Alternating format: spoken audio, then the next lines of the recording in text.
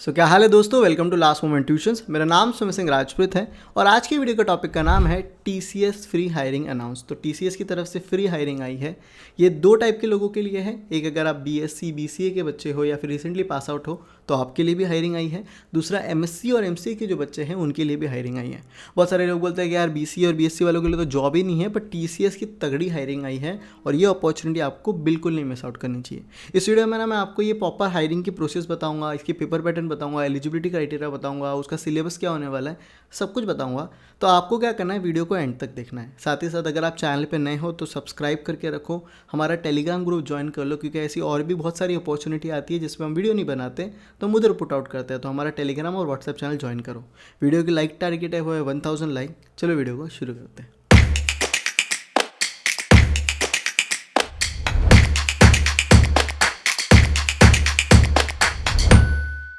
तो भैया आ जाते हैं सबसे पहली अपॉर्चुनिटी। ये अपॉर्चुनिटी है TCS smart hiring. Smart hiring एक टीसीएस की तरफ से हायरिंग प्रोसेस है जो बीसीए और बीएससी के बच्चों को हायर करता है। आप समझ रहे हो, यहाँ पे सारी चीज़ें जिनकी उनको हायर करता है वो बता दिया गया है। मैं आगे एलिजिबिलिटी में और अच्छे से एक्सप्लेन करूँगा।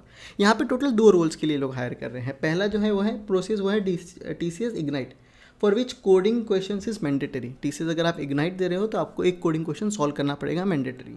दूसरा है टीसीएस स्मार्ट।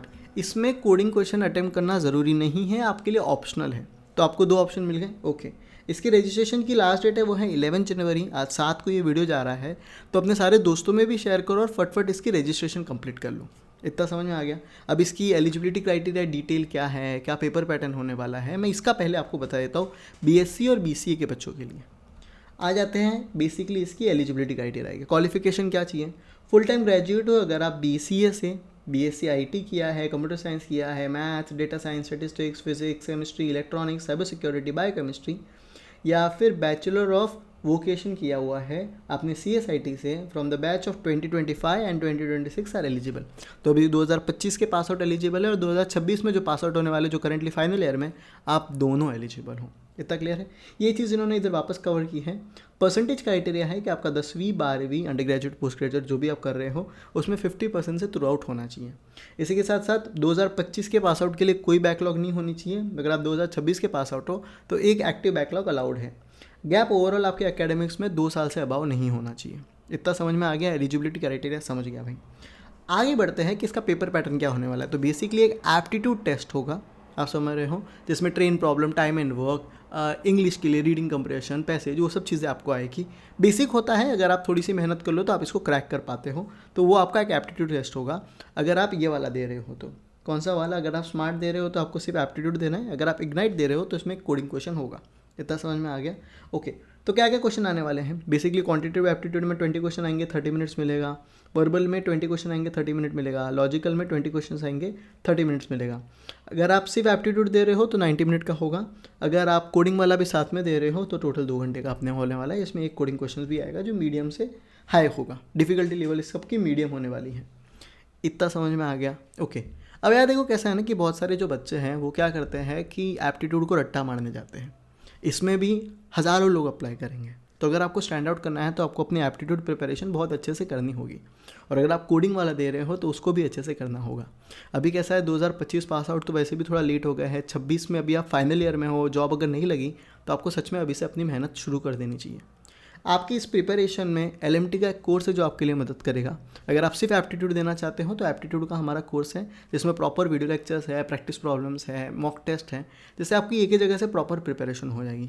पर अगर आप कोडिंग भी देना चाहते हो तो हमारा टीसीएस एनक्यूटी का एक कोर्स है जो इनफ है अपना जो इग्नाइट वाला क्रैक करने के लिए, वो इनफ है। तो दोनों के लिंक मैंने नीचे डिस्क्रिप्शन में डाल दिए, देख सकते हैं। अब सवाल आता है सुमेर भाई ये जो एप्टीट्यूड है इसका सिलेबस क्या होगा, सिर्फ एप्टीट्यूड से थोड़ी होगा। मैं वो भी बता देता हूँ। ये अपने जो अपना क्वांटिटेटिव है उसके सारे टॉपिक्स हैं। Number system, LCM, divisibility, fractional, geometry, time and work, speed, time, distance, ये सब के आते हैं। वीडियो देखने का, प्रैक्टिस करने का और मॉक टेस्ट देने का, इतना करोगे हो जाएगा। सेकंड जो है वो है वर्बल, वो word completion, reading compression, meaning, formals, synonyms, antonyms, उस टाइप की सारी चीज़ें आती हैं और रीडिंग कंप्रेशन। तीसरा जो है वो है रीजनिंग एबिलिटी। तो ये सब रीजनिंग एबिलिटी है, ब्लड रिलेशन, डायरेक्शन हो गया, सिटिंग अरेंजमेंट हो गया, इस तरह के आता है। आप चाहो तो इसका स्क्रीनशॉट ले सकते हो या फिर हमारा टेलीग्राम और व्हाट्सएप चैनल ज्वाइन कर लो, उधर मैं ये शेयर कर दूंगा। इतना समझ में आ गया। तो ये अपॉर्चुनिटी है, इसको बिल्कुल मत मिस आउट करो, क्योंकि बीसीए और बीएससी के बच्चों के लिए उतनी हायरिंग नहीं आ रही। जो मौका मिला है भाई अपने को फोड़ना है, ठीक है। अब आगे आ जाते हैं, दूसरी जो अपॉर्चुनिटी है वो है टीसीएस एटलास हायरिंग। ये एमएससी और एमए के बच्चों के लिए है, मैं आपको बता देता हूँ।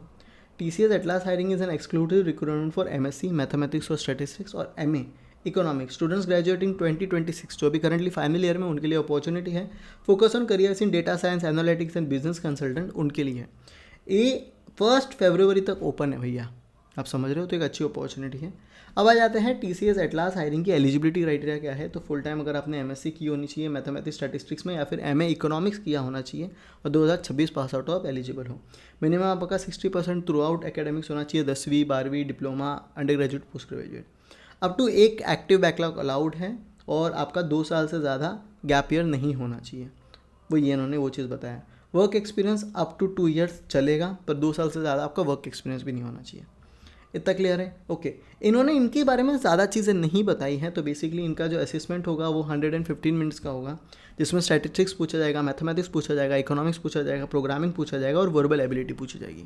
तो आप हमारा ग्रुप ज्वाइन कर लो, मेरे को इसके बारे में और इन्फॉर्मेशन मिलेगी, इसका सिलेबस मिलेगा, तो मैं कोशिश करूँगा मैं उधर पुट आउट कर लूँ। मेरा मेन गोल इस वीडियो का यही है कि आपको मैं इस अपॉर्चुनिटी के बारे में बताऊं, साथ ही साथ मैं आपको अवेयर करूं कि भाई देख, अगर तू 26 पास आउट है तो भाई लास्ट ईयर है, कुछ ही महीने बचे हैं, प्लेसमेंट सीजन आ रहा है, तो खुद की प्रॉपर प्रिपरेशन कर लें। क्लियर है? चाहे कहीं और से कर, एलएमटी के कोर्स से कर, अपनी तैयारी शुरू कर दें। आप समझ रहे हो? बस इतना ही करना है, और ये अपॉर्चुनिटी आएगी, इसलिए एलएमटी के चैनल को, टेलीग्राम को, सबको फॉलो करके रखो, ताकि आप मिस आउट ना करो।